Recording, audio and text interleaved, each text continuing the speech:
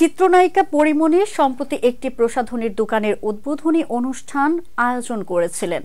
তবে অনুষ্ঠানটি স্থগিত হওয়ার পরদিনই তার বিরুদ্ধে গ্রেপ্তারি পরোয়ানা জারি করেছে আদালত। এই ঘটনাটি চলচ্চিত্র অঙ্গনে বিভিন্ন প্রতিক্রিয়ার সৃষ্টি করেছে।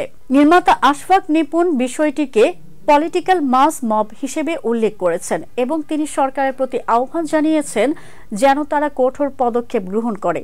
রোববার সামাজিক যোগাযোগ মাধ্যমে আশফাক নিপুণ লিখেন, মবের প্রতিবাদের মুখে পরীমনির দোকান উদ্বোধন করতে না পারার ক্ষোভ উদগীরণের পরপরই তার বিরুদ্ধে দায়ের করা পুরনো মামলায় হাজির দিতে না যাওয়ায় গ্রেপ্তারের আদেশ জারি।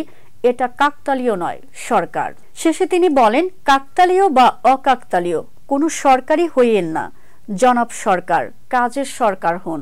মব ঠেকান, আইন শৃঙ্খলা পরিস্থিতি ঠিক করেন, জুলাই হত্যাকাণ্ডের কুশীলবদের ধরার ব্যবস্থা করেন, না হলে আপনাদের পায়ের নিচ থেকে মাটি সরে যাওয়াও কাকতালীয় হবে না। এই মন্তব্যের মাধ্যমে আশফাক নিপুণ সরকারের কার্যকরী ভূমিকা পালনের জন্য আহ্বান জানিয়েছেন।